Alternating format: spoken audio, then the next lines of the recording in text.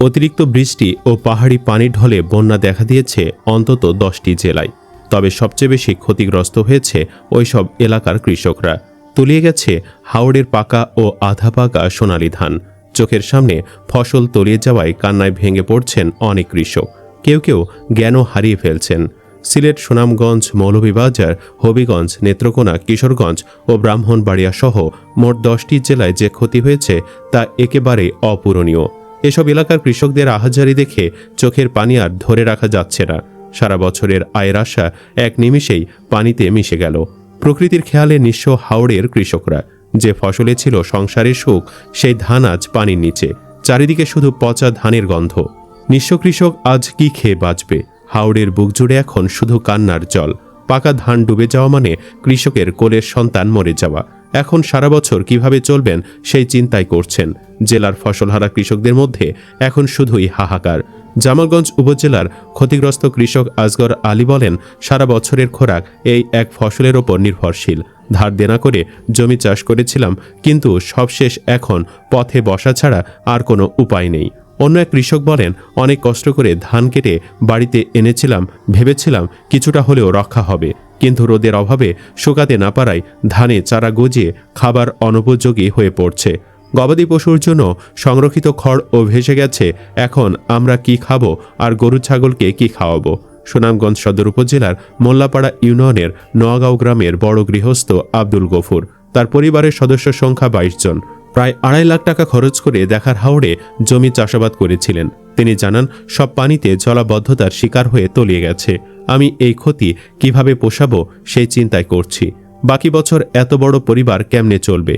এদিকে গত 29-30 এপ্রিল পর্যন্ত জেলার সব বালু, পাথর মহাল ও 3টি শুল্ক স্টেশন বন্ধ করে হাওড়ে ধান কাটার জন্য শ্রমিকদের আহ্বান জানিয়েছিল জেলা প্রশাসন। ধান কর্তন সম্পন্ন না হওয়ায় তা বাড়িয়ে 1 থেকে 5 মে পর্যন্ত সময় বেঁধে দেওয়া হয়েছে, কিন্তু বৃষ্টি সব শেষ করে দিয়েছে।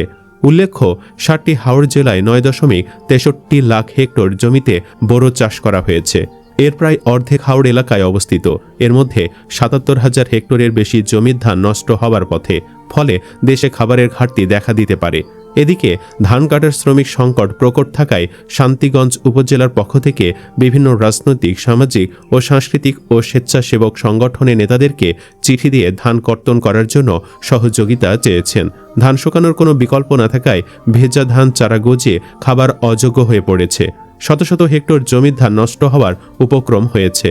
এ ব্যাপারে জেলা কৃষি সম্প্রসারণ অধিদপ্তরের উপপরিচালক মোহাম্মদ ওমর ফারুক জানান, কি পরিমাণ ধানে চারা গজিয়ে নষ্ট হয়েছে আইডিয়া নেই, তবে আমাদের লোকজন মাঠে কাজ করছেন। তিনি ধান ঢেকে না রাখার জন্য কৃষকদের পরামর্শ দেন। তিনি আরও জানান, একটি প্রকল্প থেকে পাওয়া 10টি ড্রায়ার মেশিন জেলার বিভিন্ন উপজেলায় আছে, তবে এগুলো পরিমাণে কম।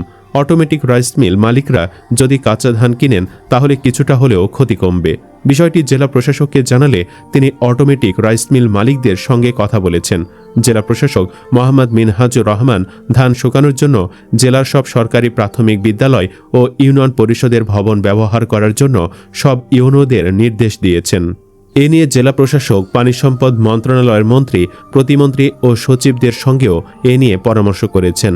জেলা প্রশাসক দিনভর দিরাই উপজেলার বরাম হাওড় পরিদর্শন করে কৃষকদের প্রয়োজনীয় দিক নির্দেশনা প্রদান করেন।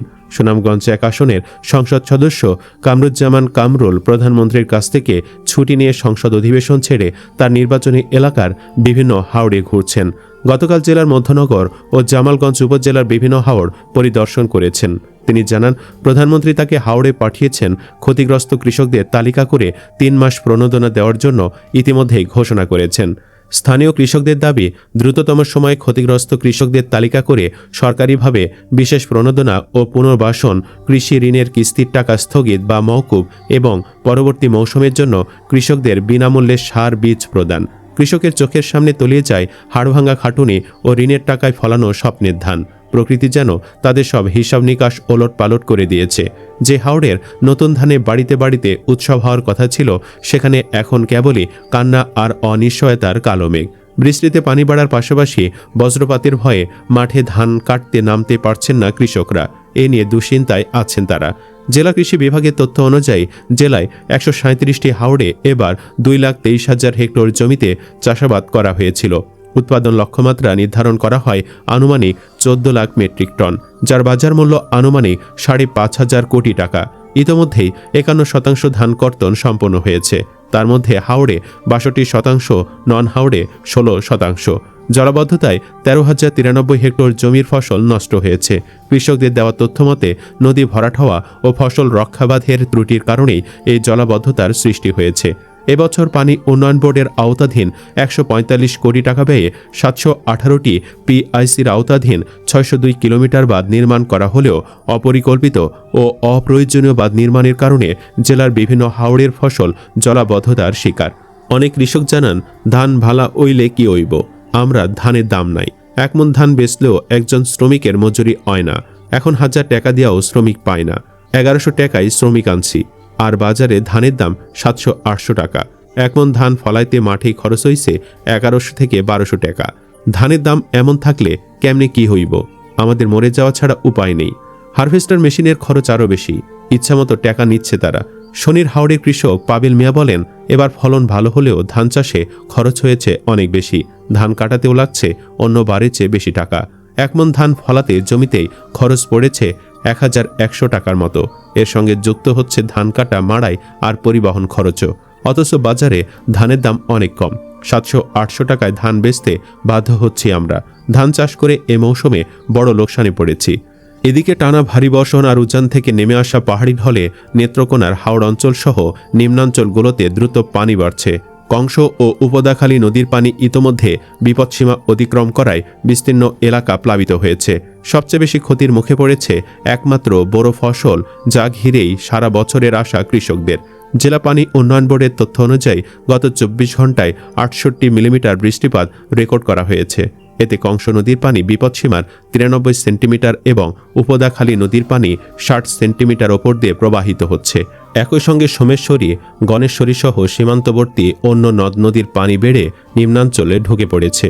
পানির এই আকস্মিক বৃদ্ধিতে মদন, মোহনগঞ্জ ও খালিয়াজড়ি উপজেলার বিভিন্ন হাওড়ে ধানের ক্ষেত তলিয়ে যাচ্ছে। অনেক কৃষক বাধ্য হয়ে পানির নিচ থেকে ধান কাটার চেষ্টা করছেন, কিন্তু প্রতিকূল আবহাওয়ায় সেই ধানও নষ্ট হয়ে যাচ্ছে। ফলে চরম হতাশায় পড়েছেন তারা। কৃষকরা বলছেন, এবার ধানের ভালো ফলন হয়েছিল, কিন্তু শ্রমিক সংকট ও আকস্মিক বন্যার কারণে সময়মতো ধান কাটা সম্ভব হয়নি। এখন চোখের সামনে পানিতে ডুবে যাচ্ছে সারা বছরের একমাত্র সম্বল। কৃষি বিভাগের তথ্য বলছে, জেলায় এখন পর্যন্ত মাত্র 21% ধান কাটা হয়েছে। হাওড় অঞ্চলে কাটা হয়েছে প্রায় 60%। আগাম ধান কাটার জন্য কৃষকদের আগেই সতর্ক করা হলেও অনেক জায়গায় তা বাস্তবায়ন সম্ভব হয়নি। সুপ্রিয় দর্শক, আসুন কৃষকদের জন্য দোয়া করি, আল্লাহ যেন সমস্ত প্রাকৃতিক দুর্যোগ দূর করে দেন, আমিন। আপনিও কমেন্ট বক্সে আমিন লিখুন। ভিডিও ভালো লাগলে লাইক দিন এবং চ্যানেলটি সাবস্ক্রাইব করুন। ধন্যবাদ।